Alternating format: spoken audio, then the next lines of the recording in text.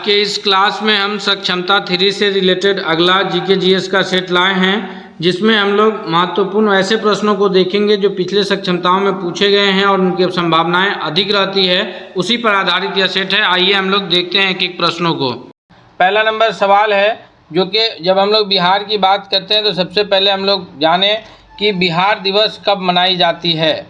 तो यह प्रश्न ये है कि प्रत्येक वर्ष जो है बिहार दिवस मार्च महीने के 22 तारीख को, यानी ऑप्शन सी करेक्ट आंसर है कि 22 मार्च को प्रत्येक वर्ष बिहार दिवस मनाई जाती है।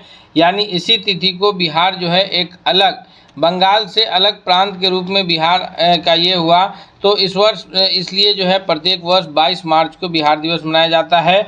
और अगर हम बात करें 22 मार्च के तिथि की, तो 22 मार्च को एक और दिवस मनाया जाता है जिसको हम लोग विश्व जल दिवस के नाम से जानते हैं, जो कि 22 मार्च को ही प्रत्येक वर्ष मनाया जाता है। अगले प्रश्न की ओर बढ़ते हैं। सवाल नंबर दूसरा है हमारे स्क्रीन पर कि बिहार का भौगोलिक विस्तार किस अक्षांश और देशांतर के बीच है। अगर हम लोग बात करें तो पूरे भारत की, तो भारत जो है वो उत्तरी अक्षांश और पूर्वी देशांतर में स्थित है। तो स्वाभाविक है कि बिहार भी जो है उत्तरी अक्षांश और पूर्वी देशांतर में ही स्थित होगा।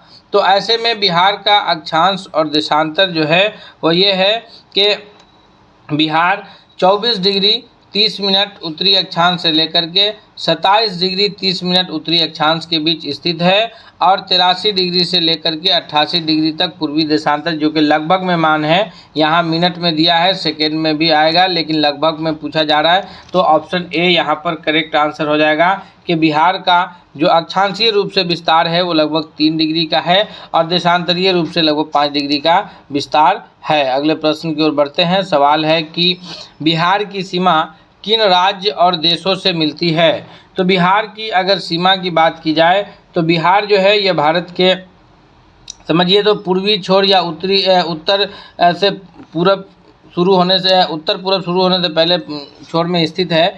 तो यहाँ पर उत्तरी सीमा पर स्थित है, जिसमें बिहार के उत्तर में नेपाल है, जो कि एक अलग देश है। और उसके बाद जो बिहार के अन्य राज्य है, भारत के अन्य राज्य जो बिहार के सीमा से लगते हैं, जैसे उत्तर में नेपाल, दक्षिण में झारखंड और पूरब में पश्चिम बंगाल तथा पश्चिम में उत्तर प्रदेश। तो यहाँ पर ऑप्शन तीसरा का एक करेक्ट आंसर हो जाएगा कि बिहार की सीमा उत्तर प्रदेश, झारखंड, पश्चिम बंगाल और नेपाल से लगती है। अगले प्रश्न की ओर बढ़ते हैं। सवाल है कि बिहार का कुल भौगोलिक क्षेत्रफल कितना है।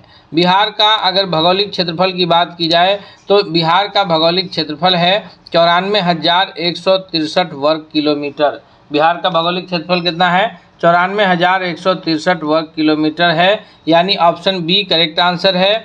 बिहार अगर क्षेत्रफल के हिसाब से देखें तो भारत का 12वां बड़ा राज्य है और जनसंख्या की दृष्टि से बिहार जो है भारत का तीसरा बड़ा राज्य है। और अगर भारत के सभी राज्यों में जो क्षेत्रफल की दृष्टि से सबसे बड़ा राज्य है वह है राजस्थान, और जनसंख्या की दृष्टि से भारत में जो सबसे बड़ा राज्य है वह है उत्तर प्रदेश। बिहार की स्थिति क्षेत्रफल की दृष्टि से 12वां और जनसंख्या की दृष्टि से तीसरा, तथा जनसंख्या घनत्व की बात की जाए कि 1 वर्ग किलोमीटर में सबसे अधिक लोग रहने की बात, तो जनसंख्या घनत्व की दृष्टि से बिहार की स्थिति प्रथम है, यानी यहाँ 1 वर्ग किलोमीटर में 1106 लोग के लगभग निवास करते हैं। और ये आंकड़े जो हैं जनसंख्या के आंकड़े ये 2011 के जनगणना के अनुसार है, उसके बाद से अभी जनगणना नहीं हुए हैं। अगले वर्ष 2026 में जाति आधारित जनगणना शुरू होने हैं, जो भारत सरकार के कैबिनेट से पास हो चुका है।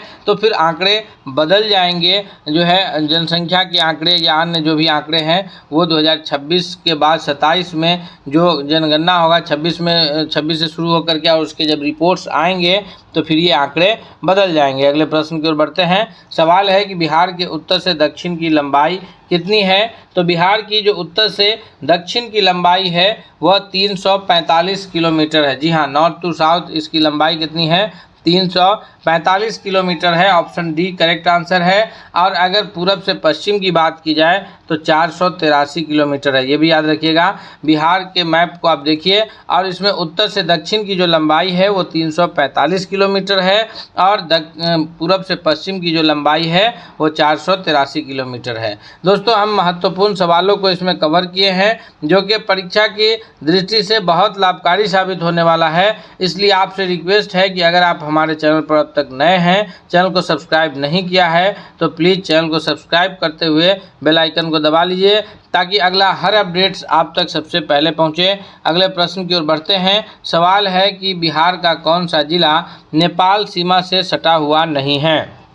तो बिहार के जो ज़िले नेपाल से लगते हैं, जैसे बिहार के ज़िला जो है चंपारण है, सीतामढ़ी है, किशनगंज है, सुपौल है, ये सारे ज़िला जो है बिहार का ये नेपाल की सीमा से सटे हुए ज़िले हैं। लेकिन अगर बात की जाए गया जी ज़िले, हालांकि गया नाम था, इसी वर्ष जो है पिछले महीने इसका नाम में जो है जी लगाया गया है गया जिला के नाम में। तो अब जो है नया नाम उच्चारित जो होगा वह गया जी होगा, इसलिए आप लोग कन्फ्यूज नहीं होइएगा कि गया जी जिला जो है वो नेपाल की सीमा से नहीं सटता है, क्योंकि यह बिहार के उत्तरी एरिया में यह जिला स्थित नहीं है, यह नेपाल की सीमा से नहीं सटता है। अगला सवाल है कि बिहार का राजकीय भाषा क्या है। तो बिहार के राजकीय भाषा की अगर बात की जाए तो दोस्तों बिहार की राजकीय भाषा जो है प्रथम वह हिंदी है और दूसरी राजकीय भाषा के रूप में जो दर्जा प्राप्त है वह उर्दू को है। तो हिंदी व उर्दू दोनों हम कह सकते हैं ऑप्शन में है। तो और अगर प्रथम राजकीय भाषा की बात आएगी तो वह हिंदी है और दूसरी राजकीय भाषा उर्दू है। अगले प्रश्न की ओर बढ़ते हैं। सवाल है कि मूल रूप से बिहार शब्द का अर्थ क्या है।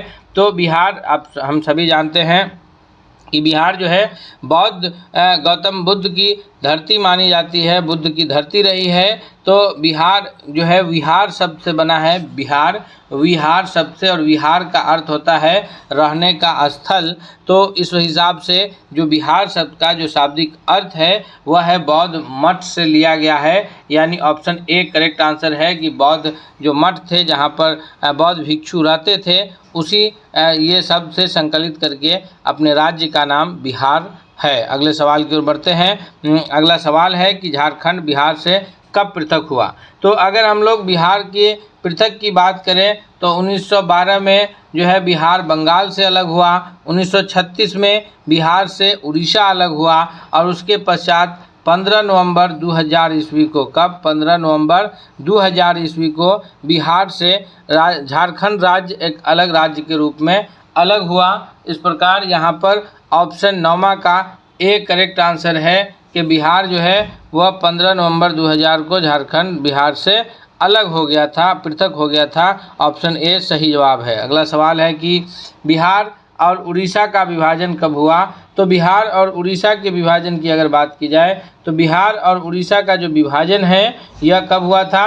यह विभाजन जो हुआ था ये ऑप्शन 10वां नंबर प्रश्न के लिए जो सही उत्तर है ऑप्शन बी है कि 1936 में बिहार और उड़ीसा का विभाजन हुआ है। अगले प्रश्न की ओर बढ़ते हैं। इससे पहले हम फिर आपसे एक बार रिक्वेस्ट करते हैं दोस्तों कि अगर नए हैं तो प्लीज़ चैनल को सब्सक्राइब कीजिए और अगर यह क्लास आपको पसंद आ रहा है तो दोस्तों के बीच शेयर कीजिए ताकि सभी लोग इससे फ़ायदा उठा सकें।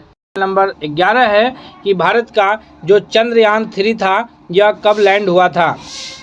तो चंद्रमा के साउथ पोल पर भारत का जो चंद्रयान 3 है यह 23 अगस्त 2023 को, कब 23 अगस्त 2023 को लैंड हुआ था, सफल लैंडिंग हुआ था। और इसी खुशी में भारत ने जो यह अचीवमेंट हासिल किया है, इस खुशी में इस तिथि को यानी 23 अगस्त को अब प्रत्येक वर्ष जो है यह मनाने का फैसला लिया गया। क्या?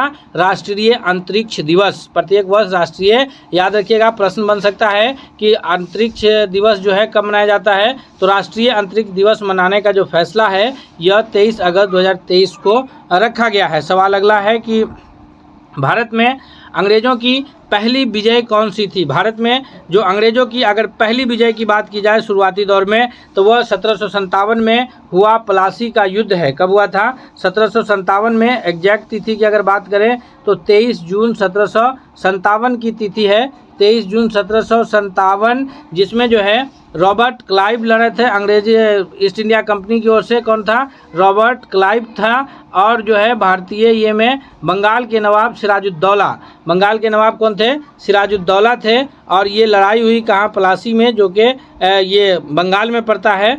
और उसमें जो है मीर जाफ़र के द्वारा ये किया गया था, जिसके कारण सिराजुद्दौला जो है इस लड़ाई में हार गए। और उसके बाद जो है समझिए तो अंग्रेजी शासन का शुरुआत बंगाल के द्वारा शुरू हुआ।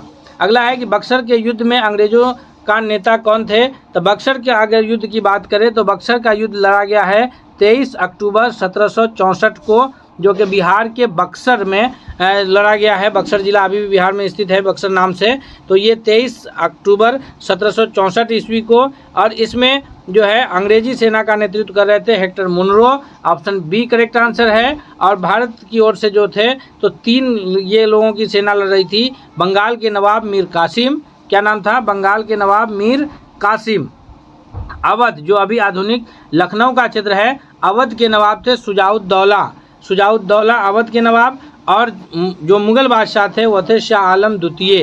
कौन थे? शाह आलम द्वितीय। और इन तीनों की जो संयुक्त सेनाएं थी ये भी हेक्टर मुनरो की सेना से हार गई। और उसके बाद 1764 के पश्चात 1765 में मुग़ल बादशाह के साथ जो है अंग्रेज़ों ने इलाहाबाद की संधि की थी। अगले प्रश्न की ओर बढ़ते हैं। सवाल नंबर 14 है कि तूतीकोरिन में स्वदेशी आंदोलन का नेतृत्व किसने किया? तूतीकोरिन जो है यह तमिलनाडु में स्थित जगह है। यहाँ पर जो नेतृत्व है बी.ओ. चिदम्बरम पिल्ले के द्वारा किया गया था। अगले सवाल की ओर बढ़ते हैं। सवाल नंबर 15 है कि सिंधु घाटी सभ्यता का सबसे बड़ा स्थल कौन सा है? जी हाँ दोस्तों, तो सिंधु घाटी सभ्यता की अगर बात की जाए सबसे बड़े स्थल की, तो सिंधु घाटी सभ्यता का जो सबसे बड़ा स्थल है वैसे तो मोहनजोदड़ो है। लेकिन मोहनजोदड़ो जो है यह आधुनिक रूप से पाकिस्तान में स्थित है। तो और हड़प्पा और मोहनजोदड़ो ये दोनों पाकिस्तान में स्थित है। इसलिए अगर भारत की बात की जाएगी तो भारत में हरियाणा में स्थित राखी गढ़ी जो है यह सबसे बड़ा स्थल है। तो यहाँ पर चूँकि पूछा जा रहा है सिंधु घाटी सभ्यता का, तो इसलिए ऑप्शन ए करेक्ट आंसर हो जाएगा कि मोहनजोदड़ो है। अगर भारत में पूछा जाए तो राखी गढ़ी हो जाएगा। अगर आपसे ये पूछा जाए कि मोहनजोदड़ो का अर्थ क्या है तो मृतकों का टीला है। और अगर लोथल की बात की जाए तो लोथल जो है सिंधु घाटी सभ्यता का बंदरगाह नगर था, जो कि भोगवा नदी के तट पर स्थित गुजरात राज्य में स्थित है। अगले प्रश्न की ओर बढ़ते हैं। अगर सवाल है कि अशोक ने किस युद्ध के बाद बौद्ध धर्म अपनाया? यानी उससे पहले जो है अगर बात की जाए कि अशोक बौद्ध धर्म अपनाने से पहले कौन से धर्म को मानते थे, तो अशोक के सम्राट के द्वारा जो है बौद्ध धर्म अपनाने से पहले ये मानते थे आजीवक संप्रदाय को मानते थे। और जब कलिंग का युद्ध हुआ, अशोक के साथ कलिंग का युद्ध हुआ, कलिंग के युद्ध के पश्चात जो है अशोक ने अपना ये धर्म परिवर्तन किया और फिर बौद्ध धर्म को मानने लगे। और इतना ही नहीं बल्कि बौद्ध धर्म के प्रचार प्रसार के लिए अपने बेटे महेंद्र और बेटी संघमित्रा को श्रीलंका भेजे थे। और तीसरे बौद्ध संगीति का आयोजन भी अशोक अपने शासनकाल में पाटलिपुत्र में करवाए। तीसरे बौद्ध संगीति का ये किसके समय में हुआ? तो अशोक के शासनकाल में पाटलिपुत्रा में हुआ था। याद रखिएगा दोस्तों, इस प्रकार हम प्रश्न आपके लिए लेकर के आए हैं ताकि इससे संबंधित किसी भी प्रकार से अगर प्रश्न आपके लिए बनते हैं तो वह प्रश्न आपसे नहीं छूटेंगे, इसकी गारंटी है। आपकी तैयारी को परवान चढ़ाना ये हमारी गारंटी है। इसलिए आपसे रिक्वेस्ट भी है कि अगर आप हमारे चैनल पर नए हैं, चैनल को सब्सक्राइब नहीं किया है, तो प्लीज़ चैनल को सब्सक्राइब करते हुए बेल आइकन को प्रेस कीजिए ताकि हर अपडेट आप तक सबसे पहले पहुंचेगा। सवाल नंबर 17 है कि राष्ट्रपति को हटाने की प्रक्रिया क्या कहलाती है? तो अगर राष्ट्रपति को हटाने की प्रक्रिया की बात हम करेंगे तो राष्ट्रपति को हटाने की प्रक्रिया को कहा जाता है महाभियोग।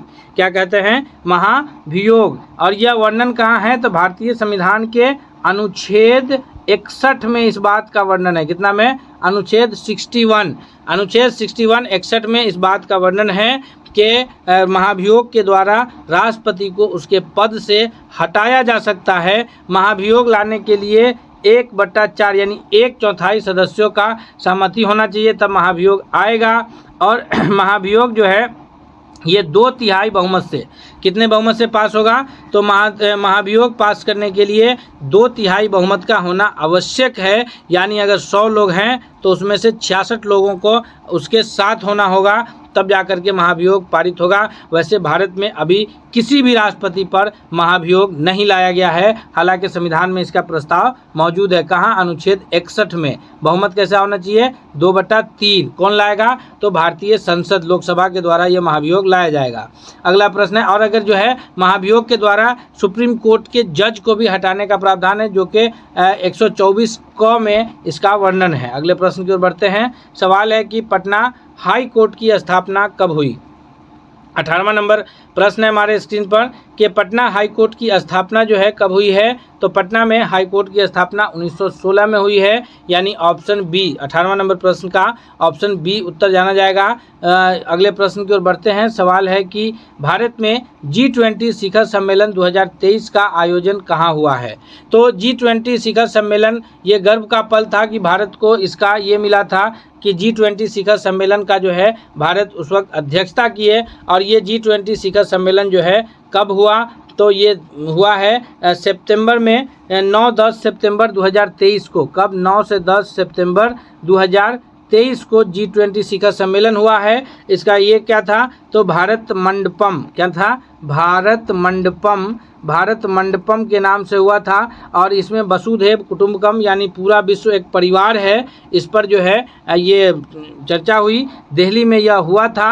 और इसमें एक प्रमुख बात ये रही कि अफ्रीकी संघ को जो है 21वें ये के सदस्य के रूप में अफ्रीकी संघ को अस्थायी सदस्यता भारत में मिली थी। याद रखेंगे हम लोग G20 शिखर सम्मेलन 2023 को। अगले प्रश्न की ओर बढ़ते हैं। सवाल है कि 2023 का पुरुष क्रिकेट विश्व कप किसने जीता? तो यह आप सभी जानते हैं, यह प्रश्न बहुत आसान है कि वह क्षण था नवंबर 2023 में क्रिकेट हो रहे थे और उसमें जो है भारत फाइनल में पहुंचा था। लेकिन जो है ये बैड लक रहा कि उस पुरुष क्रिकेट टीम में भारत की हार हुई और श्रीलंका जो है ऑस्ट्रेलिया जो है विश्व कप विजेता रहा। भारतीय टीम की कप्तानी ये कर रहे थे रोहित शर्मा कर रहे थे और ऑस्ट्रेलियाई टीम की कप्तानी जो है वहाँ के नाम ये उनका जो है क्या दोस्तों। इस प्रकार अब तक हम 20 प्रश्नों को कवर किए हैं। अब इसके बाद हम जो है विज्ञान के प्रश्नों की ओर बढ़ रहे हैं। हम आपसे रिक्वेस्ट करते हैं कि अब तक अगर आप नए हैं तो ज़रूर सब्सक्राइब कीजिए अपना, और इस वीडियो को लाइक कीजिए, दोस्तों के बीच शेयर कीजिए ताकि आपकी तैयारी बेहतर हो सके। इसकी गारंटी हम लेते हैं, तो ये हमें भी लगना चाहिए कि आपका समर्थन मिल रहा है। 21वां है कि किसी तत्व को सर्वाधिक समस्थानिक है। समस्थानिक कहते हैं कि जिसकी ये परमाणु संख्या एक हो लेकिन उसकी द्रव्यमान संख्याएं अलग अलग हो। तो वह कौन सा तत्व है जिसके ऑप्शंस में जो हमारे तत्व है इसमें जो है सबसे सही उत्तर के रूप में ऑप्शन डी जाना जाएगा। अगले प्रश्न की ओर बढ़ते हैं। सवाल है कि पादपों में जल का परिवहन किस ऊतक के द्वारा होता है? तो पादपों में जल का जो परिवहन है यह जाइलम ऊतक के द्वारा होता है। जल को जो है जड़ द्वारा अवशोषित किया जाता है और फिर जाइलम ऊतक के द्वारा जो है जड़ को से पूरे पौधे में जो पानी ले जाने का काम है, यहाँ जड़ से पौधे के अन्य हिस्सों में पत्ती तक पहुँचाने का काम या जाइलम ऊतक के द्वारा किया जाता है। और इसी के विपरीत जब पौधे की पत्ती में प्रकाश संश्लेषण की क्रिया संपन्न हो जाती है तो फिर भोजन को पूरे हिस्से में पहुंचाने का काम जो है फ्लोएम का रहता है। भोजन को पूरे हिस्से में पहुंचाने का काम किसका रहता है? फ्लोएम। सवाल नंबर 23 है कि हृदय की मांसपेशी को किस नाम से जानते हैं? तो हृदय यानी हार्ट, दिल की मांसपेशी को जो है कार्डियक मांसपेशी के नाम से जानते हैं। ऑप्शन सी करेक्ट आंसर है। सही उत्तर के रूप में ऑप्शन सी जाना जाएगा। अगला नंबर सवाल है कि ग्लूकोज को ऊर्जा में बदलने की क्रिया को क्या कहते हैं? तो ग्लूकोज जो है यह भोजन का मुख्य ये है, इससे हमें ऊर्जा की प्राप्ति होती है। इसका जो अगर रासायनिक सूत्र की बात की जाए तो C6H12O6 जो है रासायनिक सूत्र है। और इसको ऊर्जा में बदलने, एनर्जी में चेंज करने की जो प्रक्रिया है यह श्वसन के द्वारा होता है। हम लोग जो सांस लेते हैं तो हम ऑक्सीजन जो हमारा ये ऑक्सीजन के द्वारा सांस लिया जाता है, तो फिर माइटोकॉन्ड्रिया में जो है कोशिका के माइटोकॉन्ड्रिया में ग्लूकोज टूटता है और उससे हमें ऊर्जा मिलता है। और उसके बाद कार्बन डाइऑक्साइड गैस जो है अलग हम श्वास के द्वारा छोड़ देते हैं और H2O जो है हमारा फिर उत्सर्जित होकर के पसीना एवं अन्य मार्ग से बाहर आ जाते हैं। तो ये है हमारा, ये ऊर्जा की प्राप्ति जो है ये श्वसन के द्वारा होता है। और किससे होता है? तो ग्लूकोज से। और कहाँ होता है? तो माइटोकॉन्ड्रिया में, इसीलिए माइटोकॉन्ड्रिया को ऊर्जा गृह कहा जाता है। सवाल है कि परमाणु का न्यूनतम द्रव्य, यहाँ पर द्रव्य का अर्थ जो है लिक्विड नहीं है, लिक्विड के लिए द्रव शब्द इस्तेमाल होता है, आप कंफ्यूज नहीं होंगे। यहाँ पर द्रव्य का मतलब हो गया कि उसका मतलब वो पदार्थ, यहाँ पर द्रव्य का मतलब हो गया कि न्यूनतम द्रव्य यानी पदार्थ भार किसका होता है, किस पदार्थ का भार न्यूनतम होता है। तो परमाणु के जो 3 मौलिक कण हैं, इलेक्ट्रॉन, प्रोटॉन और न्यूट्रॉन, याद रखिएगा कौन कौन? इलेक्ट्रॉन, प्रोटॉन और न्यूट्रॉन। अब तीनों का नाम भी याद रखिए। प्रोटॉन है जो नाभिक में रहता है, इसकी खोज गोल्डस्टीन किए हैं। न्यूट्रॉन है जो नाभिक में रहता है, इसकी खोज जेम्स चैडविक किए हैं। इलेक्ट्रॉन है ये नाभिक के चारों ओर कक्षाओं में चक्कर काटते रहते हैं और इसकी खोज जो है जे थॉमसन किए हैं। तो प्रोटॉन और न्यूट्रॉन में वजन होता है, लेकिन इलेक्ट्रॉन में किसी प्रकार का कोई वजन नहीं होता है। इसका भार जो है न्यूनतम होता है, 9 के बराबर होता है, निग्लिजिबल माना जाता है। 1/1840 हाइड्रोजन के 1/1840वां भाग के बराबर होता है। सोचिए कितना नगण्य होता है। अगले प्रश्न की ओर बढ़ते हैं। सवाल नंबर 26 है कि न्यूटन का तीसरा नियम किस पर आधारित है? न्यूटन ने गति का 3 नियम दिया था। न्यूटन का प्रथम गति नियम जड़त्व का नियम कहलाता है। उसके कारण उसका यह है कि अगर कोई वस्तु विराम में है तो विराम में रहना चाहेगा, गति में है तो गति में रहना चाहेगा, जब तक उस पर कोई बाहरी असंतुलित बल कार्य न करे। जैसे ऑप्शन सी है, ये न्यूटन के गति का प्रथम नियम को परिभाषित कर रहा है। ऑप्शन बी जो है ये न्यूटन के गति के दूसरे नियम को परिभाषित कर रहा है कि F = मास इंटू एक्सिलरेशन, यानी फोर्स = बल बराबर द्रव्यमान गुने त्वरण। और न्यूटन के गति का जो तीसरा नियम है वो ऑप्शन ए उसको परिभाषित कर रहा है कि प्रत्येक क्रिया के बराबर और विपरीत प्रतिक्रिया होती है। तो जो है ये न्यूटन के गति का तीसरा नियम को परिभाषित कर रहा है। अगले प्रश्न की ओर बढ़ते हैं। सवाल है 27वां की मनुष्य की आँख किस सिद्धांत पर काम करती है? तो मनुष्य की आँख में लेंस रहता है और वो पूरी तरह से अपवर्तन के सिद्धांत पर काम करती है, अर्थात अपवर्तन। ऑप्शन ए इसका 27वां का करेक्ट आंसर हो जाएगा। नेक्स्ट प्रश्न है कि पादप में भोजन का स्थानांतरण किससे होता है? दोस्तों अभी हम शुरू में आपको बताए हैं जब विज्ञान का प्रश्न शुरू कर रहे थे तो कि पादप में जो भोजन का स्थानांतरण है वो जाइलम के एगेंस्ट एक और उत्तक है। क्या नाम है आप कमेंट करके बताइए। तो वह नाम अगर आप कमेंट नहीं कर पा रहे हैं तो जान लीजिए, फ्लोएम है। ऑप्शन ए करेक्ट आंसर है। जाइलम के द्वारा पानी का संवहन होता है और फ्लोएम के द्वारा भोजन का स्थानांतरण एक जगह से दूसरी जगह होता है। अगले प्रश्न की ओर बढ़ते हैं। सवाल नंबर 29 है कि कौन सा विटामिन रक्त का थक्का ब्लड क्लॉटिंग बनाने में सहायक होता है? तो अगर बात की जाए रक्त का थक्का बनाने में तो विटामिन के है। विटामिन के की कमी से रक्त का थक्का नहीं बनेगा। विटामिन ए की कमी से रतौंधी नामक रोग हो जाएगा। विटामिन सी की कमी से स्कर्वी हो जाएगा। विटामिन ए की प्राप्ति हमें गाजर दूध वगैरह से हो जाएगा। विटामिन सी की प्राप्ति हमें ये खट्टे फल वगैरह से हो जाएगा, जैसे नींबू संतरा है। विटामिन डी है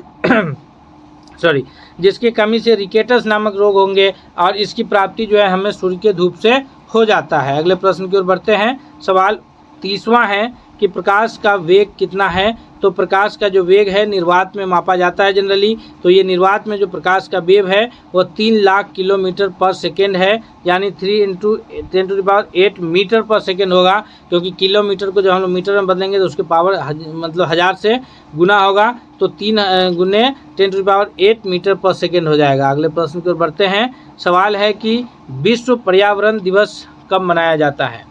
तो विश्व पर्यावरण दिवस जो है ये प्रत्येक वर्ष 5 जून को मनाया जाता है। कब मनाया जाता है?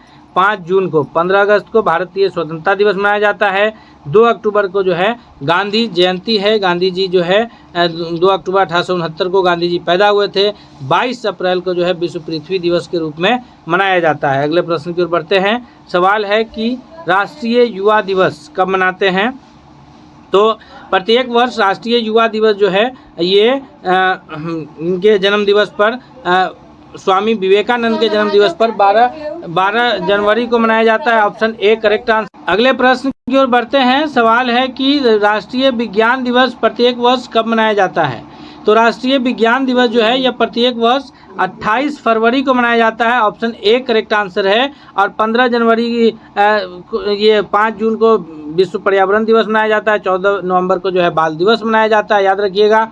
अगले सवाल की ओर बढ़ते हैं। सवाल है कि राष्ट्रीय मतदाता दिवस जो है भारत में कब मनाया जाता है। तो भारत में राष्ट्रीय मतदाता दिवस जो है ये प्रत्येक वर्ष 25 जनवरी को गणतंत्र दिवस से एक दिन पहले राष्ट्रीय मतदाता दिवस मनाया जाता है। नेक्स्ट प्रश्न है कि विश्व महिला दिवस कब मनाया जाता है। तो यह सभी जानते हैं कि विश्व महिला दिवस जो है यह प्रत्येक वर्ष 8 मार्च को मनाते हैं। 1 मार्च को मई दिवस या फिर मजदूर दिवस लेबर डे के रूप में मनाया जाता है। मजदूर दिवस 21 जून को जो है यह विश्व योग दिवस मनाया जाता है, याद रखिएगा। अगला प्रश्न है कि भारत का सबसे बड़ा नमक का मैदान कौन सा है। दोस्तों अब हम जो है ये इस सेट के आखिर में आ चुके हैं। अब हम फिर आपसे एक बार रिक्वेस्ट करते हैं कि अगर आप हमारे चैनल पर नए हैं तो ज़रूर सब्सक्राइब कीजिए। अगर आपको यह वीडियो पसंद आ रहा है तो दोस्तों के बीच शेयर कीजिए। आप एक वीडियो को लाइक दीजिए अपना। सवाल है कि भारत का सबसे बड़ा नमक का मैदान कौन सा है। तो भारत के नमक का मैदान सबसे बड़ा रन ऑफ कच्छ, जो कि गुजरात में कच्छ का रन के नाम से जानते हैं,